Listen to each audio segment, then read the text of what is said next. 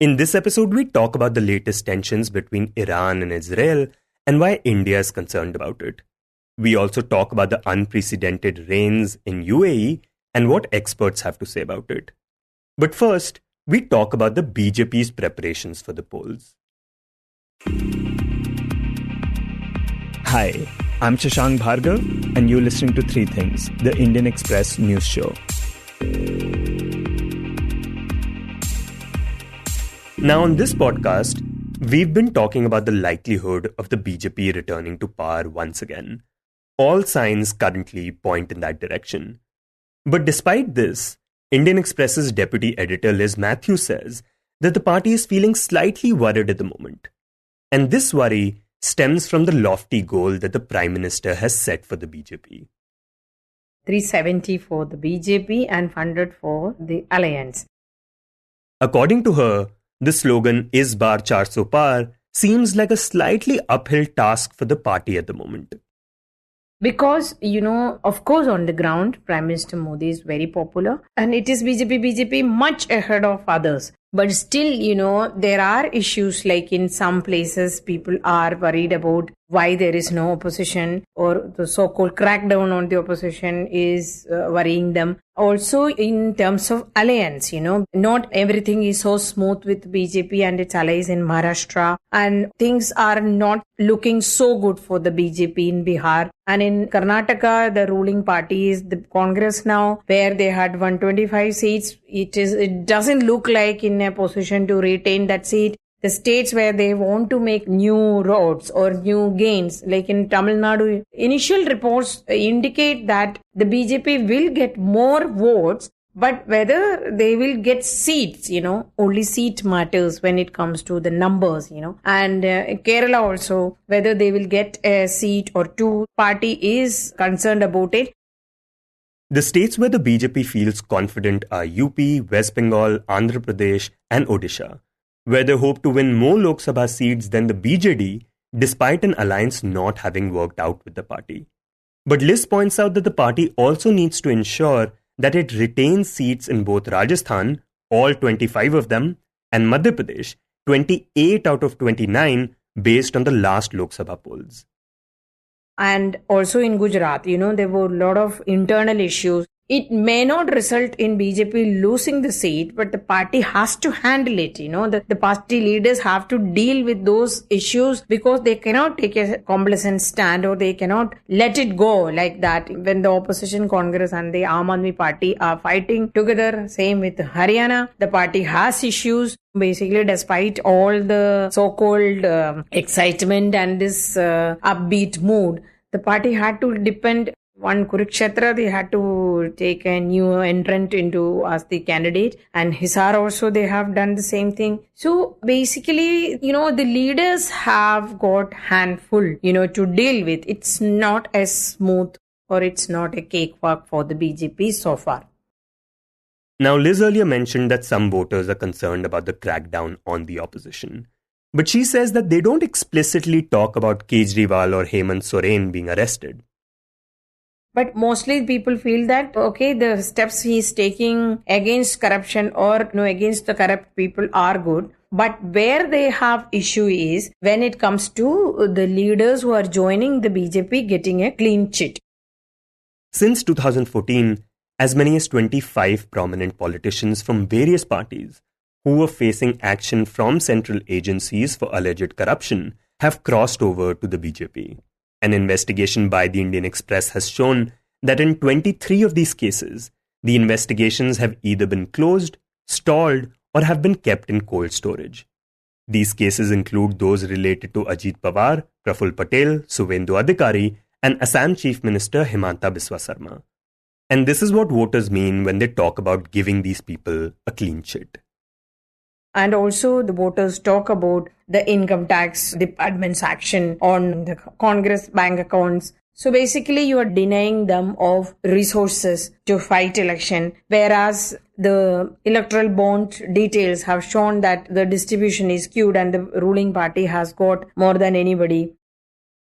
The BJP received a little over 6,000 crore rupees from electoral bonds, while the TMC received a little over 1,600 crore and the Congress over 1400 crore. And while Liz says that voters don't bring up electoral bonds on their own, they do raise it as a concern when asked about it. So, in some places, even voters talk about in the local language, jiski lathi uski bais. Basically, whoever has the power will call the shots. So, see, Indian people, this is how they reacted during the emergency. Whenever the voters feel that one party is taking advantage of power or they're becoming complacent or taking things for granted, then they react. And Liz says while they do raise all these concerns, several of them told her that they don't see a viable alternative right now. So a lot of people talk about maybe it is time for change, but there is no alternative. They themselves say it. They say that even if I want to vote for someone else, who is there? There is nobody whom I can, like Modi, there is no alternative to Modi so far. And Liz, besides this, do voters talk about any other issue? For example, is Ram Mandir a big issue for them, especially in UP, for example? Yeah, interestingly, voters do not talk about Uttar Pradesh or even Rajasthan. Voters do not talk much about the temple issue, which was supposed to be the issue. If you ask, what about temple? हाँ ठीक है, temple तो सही, वो बनाने वाले थे. I mean, it was bound to happen. That is a kind of reaction. But no one is saying that I will vote for BJP because of the temple. But they have other reasons to vote for BJP. Like in Uttar Pradesh, people talk about law and order. Yogi has improved the law and order. People talk about free ration. That lower strata people always talk about free ration. And slightly educated people always do talk about Prime Minister Modi as a person, as a leader who has taken the country to a different level. And the stature of India has really gone up. Right. Even though there are concerns that income inequality is growing, India's overall GDP is going up, and there is a feeling that India is doing better.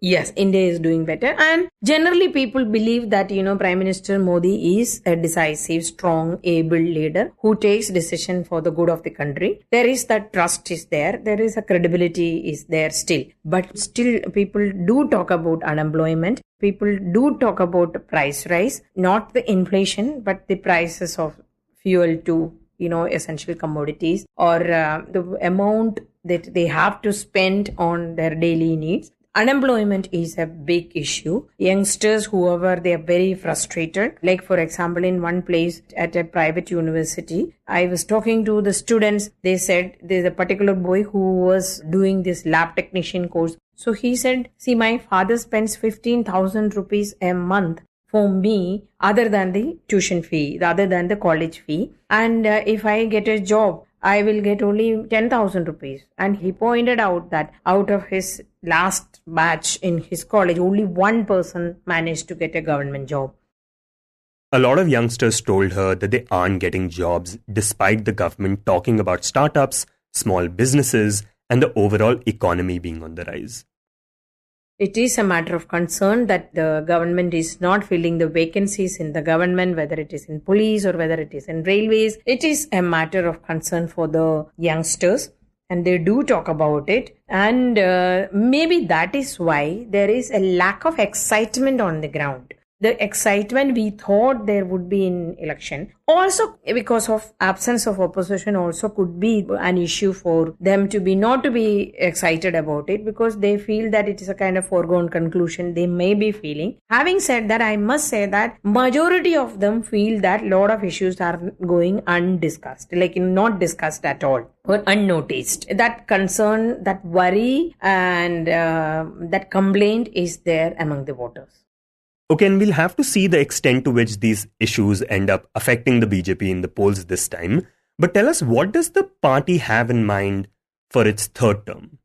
See, Prime Minister Modi has specifically made it clear that, he's going to focus on the economic growth in the country. And the BJP's Viksit Bharat slogan is there. And also the manifesto it has released on Sunday. It is focusing on expanding the welfare schemes. It is talking on how this India is going to be a better place for the poor, the neo middle class, the community or the section who's just come out of poverty. Like, I'll just give you one example. In the manifesto, there is a line which says that creation of green spaces, creation of parks, creation of clean water bodies so that people can enjoy, and have fun. So that basically improving their living standard. She says the BJP's manifesto assures that by the end of 2029, India will be the world's largest economy and will be a better place for women, youth, poor, and farmers. Plus, the manifesto also talks about including transgenders under the Ayushman Bharat program and designing spaces for those with physical disabilities. And talking about minorities, she says that while it does mention CAA, it has no mention of the NRC. And even the framing of the Uniform Civil Code is being done through the lens of women empowerment. Or equality, bringing equality to every section. The other issue is one nation, one election. So already we know that the Ramnath Kovind report is there. So they would like to talk about it. And another big task before the government would be the delimitation, which is due in 2026. We should know. And this fear in the South that, the South may get weakened in terms of electoral strength. So the Prime Minister and the party would have to address it. And the BJP, even from this election onwards, BJP's focus is in the South because they have to get, if they want to improve, they have to get more seats from the South. So it will be really a tightrope walk for the Prime Minister to see that if a delimitation process is happening, to see that the southern states are not complaining of any, sidelining, or to ensure that there is no dominance of the North in the process. So these are the things which will be in Prime Minister Modi's plate if in the event he comes back for a third term. And Liz, the other thing is that since 2014, Narendra Modi has been the face of the BJP's campaign, but the party does not have any strong leader that even comes close to that. Is that something that the party is concerned about? Do party leaders worry about that? It is a matter not just some party leaders are worried about. It is an issue which even political observers are really concerned about. Because BJP as an organization, it was a democratic party, and also it has a wide range of cadre to support it and good volunteers to work for it, and it's a disciplined party, and its organization is always like a well-oiled election machine. But as of now, the party has more or less become just a carrier of Prime Minister Modi's message. No one talks about the BJP on the ground. BJP means Narendra Modi. The party's posters, banners, campaign material, whether it is audio, visual, whether print advertisement, everything is centered around Modi. And very few, like Nitin Gadkari, very few leaders campaign, put their campaign and tell people that you vote for me on the basis of the work I have done. I don't think it is like even I can pick up 10 people in the BJP who does that. Everyone is asking people to give Prime Minister Modi a third term.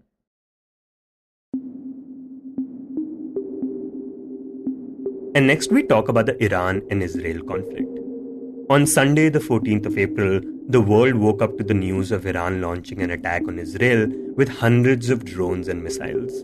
This attack was in retaliation to Israel targeting its consulate and military generals in Syria earlier this month.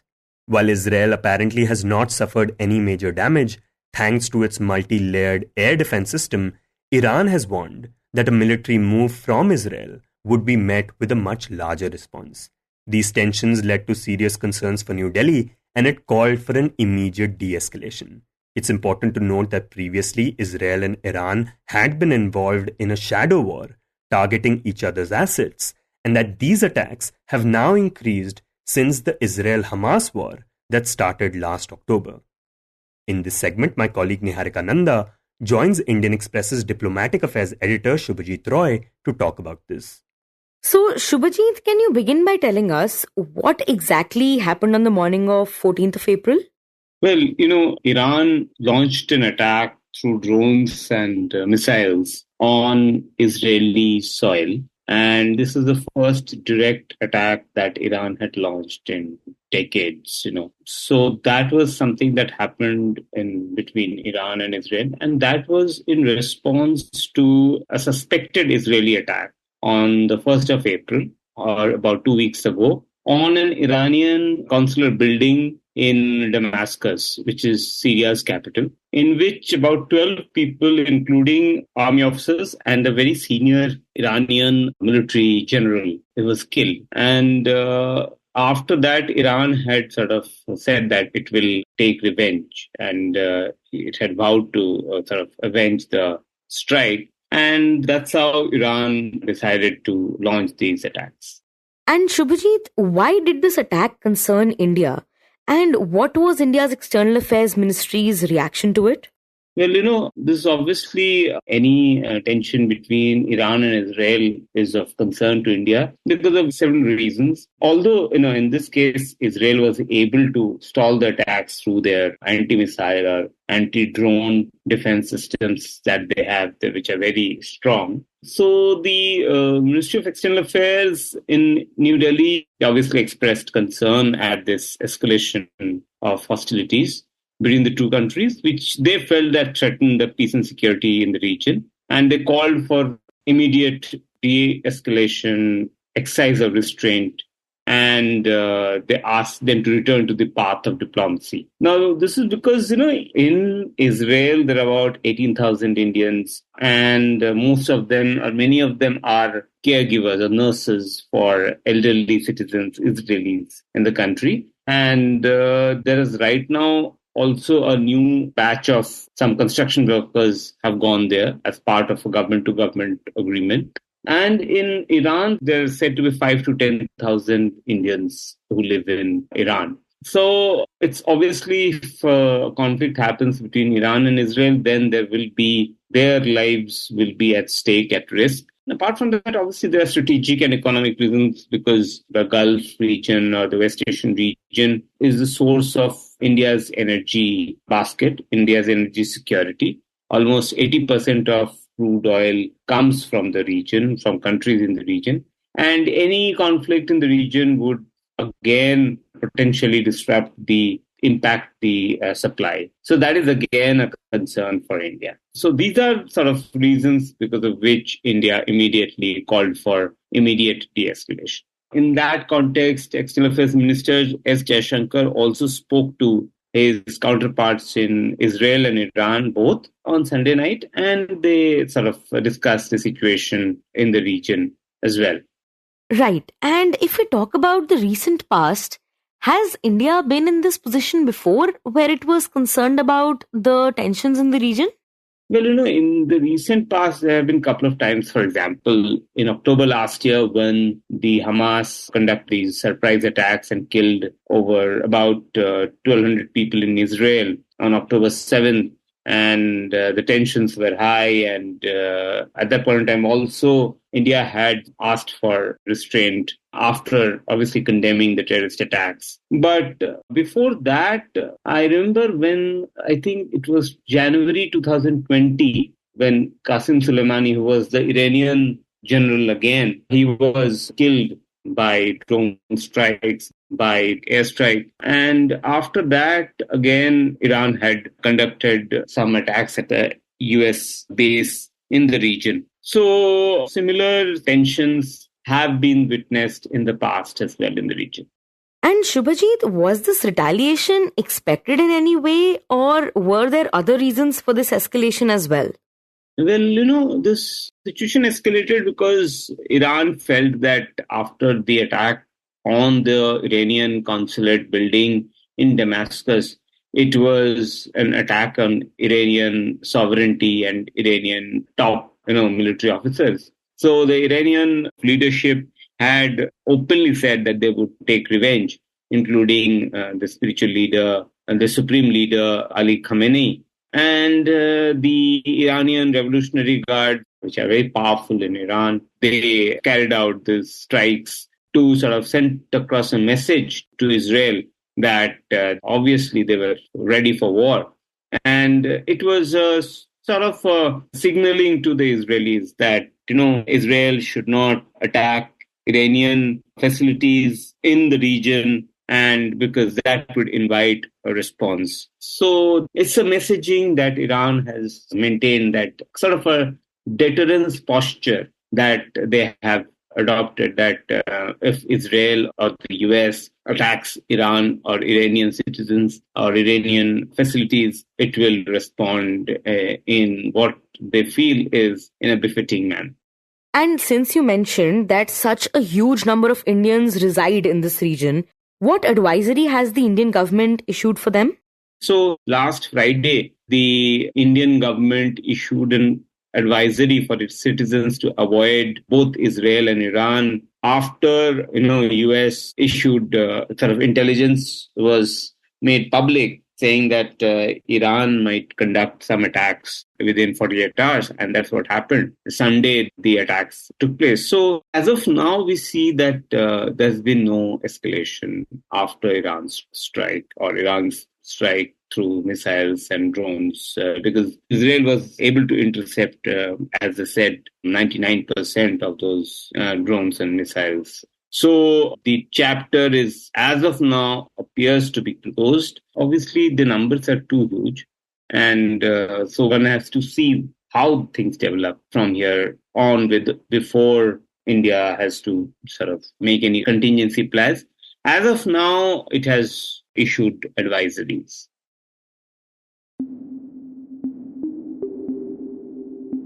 And in the end, we talk about United Arab Emirates.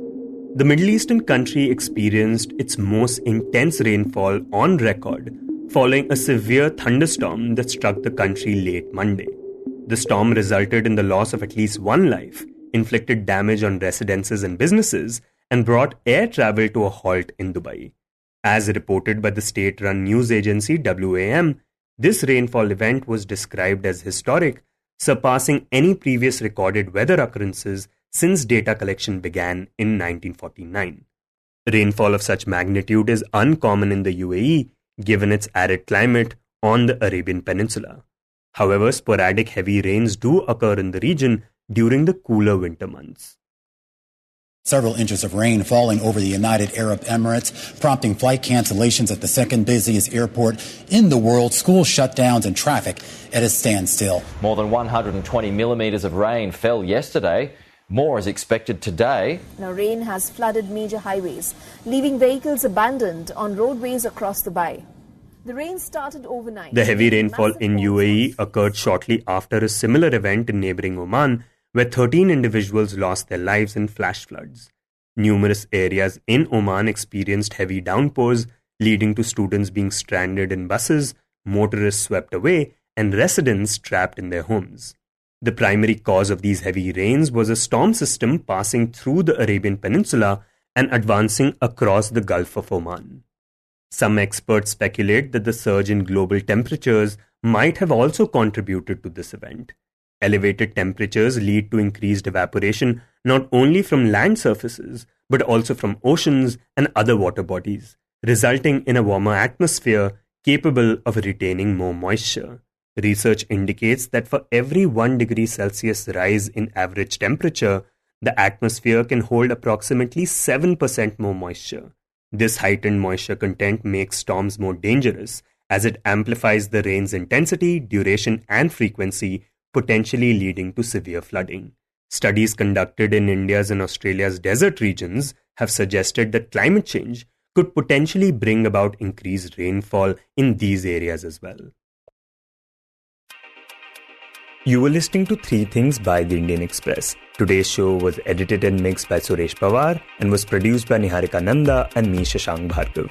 If you liked the show, then do subscribe to us wherever you get your podcast. You can also recommend the show to someone you think will like it, share it with a friend or someone in your family. It's the best way to get to know about us. You can also tweet us at Express Audio and write to us at podcast@indianexpress.com.